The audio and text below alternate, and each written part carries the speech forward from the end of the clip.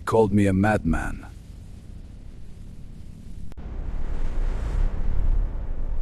But madmen do not hear the earth hum. Madmen do not feel the pulse beneath the stone.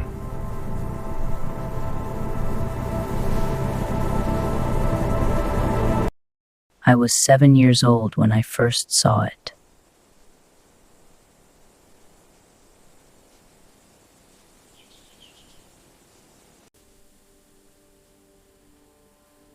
Not with my eyes. With something older.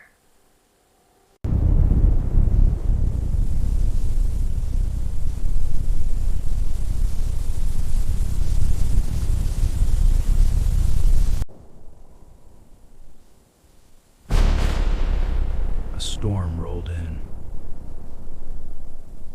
Lightning split the oak.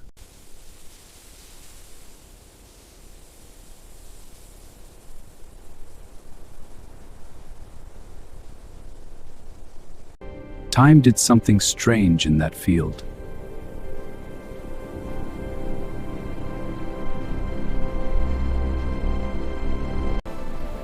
Every machine I ever built, I saw it first.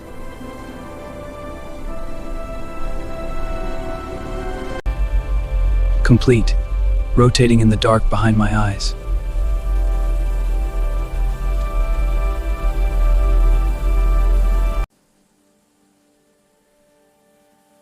I simply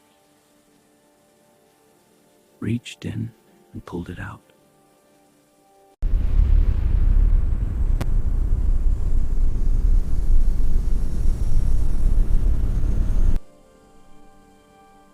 It hummed, the way familiar things hum.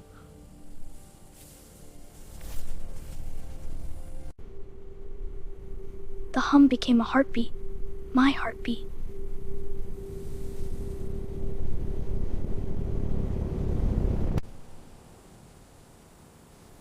The storm passed, but the hum never left.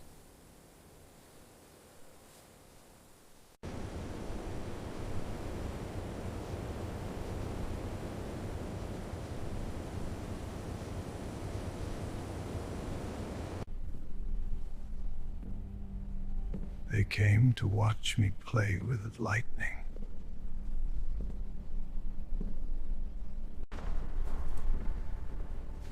They thought it was a show.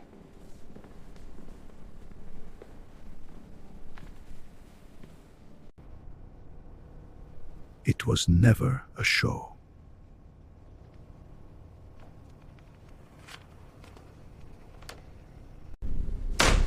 It was a conversation.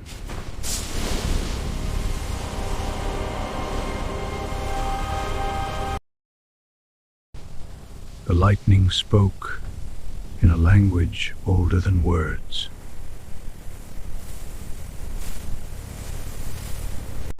Edison's men were there, taking notes, always taking notes.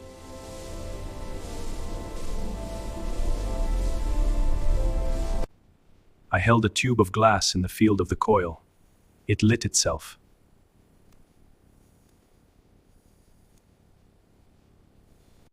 I was not performing for them. I was working. Two visions of the same future, born in the same city, the same year. Edison built walls of iron and coal and called it progress. I built something that had no walls at all.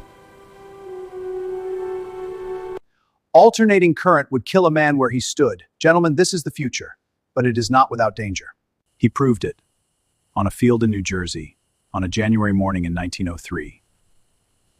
He used fear, I used wonder. Fear is loud, wonder is patient. Niagara had been falling for 10,000 years, waiting for someone to listen. The river spoke, I translated. And on the night of November 16th, 1896, Buffalo lit up. For the first time in history, a city ran on the power of a river. On my current, not his.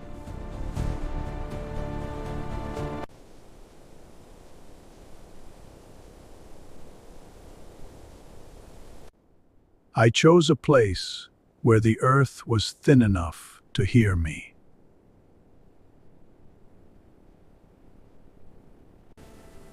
I had become smaller than my own dream, and I did not mind at all.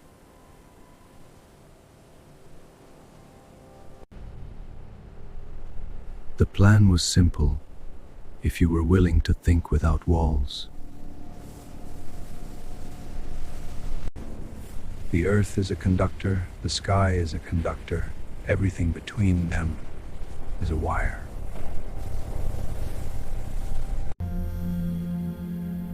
Not a product, not a patent, not a profit, a gift, just a gift.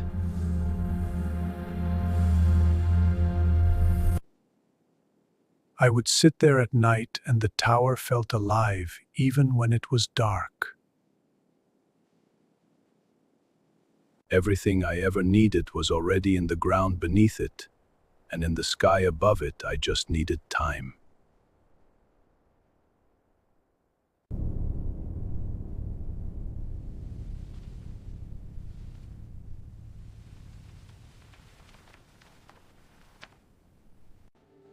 That morning I had solved the resonance problem.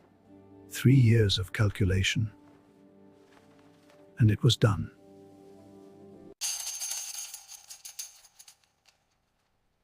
The telephone rang at 7:40 in the morning. I remember the time exactly. Morgan's voice was like a ledger being closed, flat, final, without apology. If anyone can use it, Mr. Tesla, where exactly do I put the meter?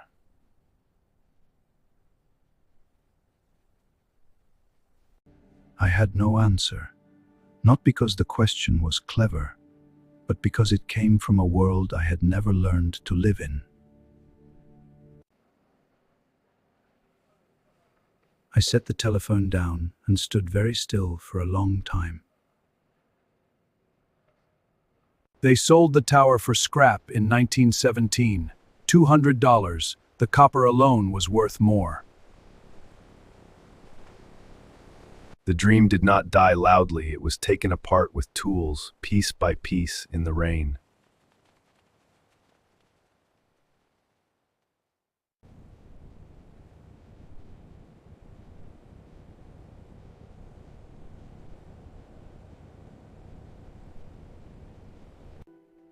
I died alone in this room, penniless, feeding pigeons from the window ledge.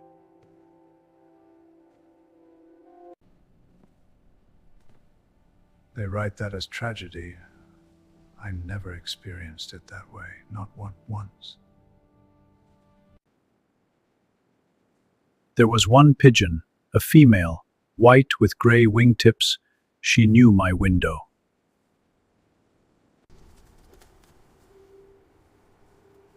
She would land and look at me, and I understood that look completely. I have been loved by pigeons and understood by lightning, and I found that to be enough. Listen, just listen, that hum in the walls, in the floor, in the glass of every window in this city. That hum is my heartbeat, still running, in every light, every motor, every wire, in every wall. They wanted to know where to put the meter. I wanted to light the world, and I did light it.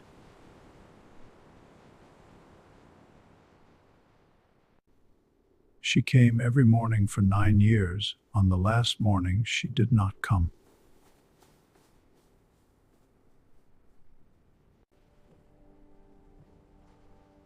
I knew that morning that the work was done, all of it, every last calculation.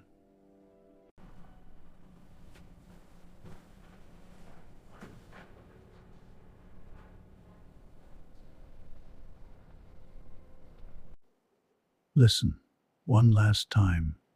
Listen to what I left behind in every wall of every building in every city on this earth. Every light you see is my current. Every motor turning in every building is my design. Every wire in every wall carries my frequency. Niagara still falls. The turbines I designed still turn. They have turned every second of every day since 1896. I dreamed of a world lit without wires and without meters. A world that simply had what it needed. They asked where to put the meter. Look at it now. Look at what has no meter. Look at what simply is. I held lightning once, in a field in Serbia, in a laboratory in New York, in a tower on Long Island, in a hotel room in January. I held it until the very end.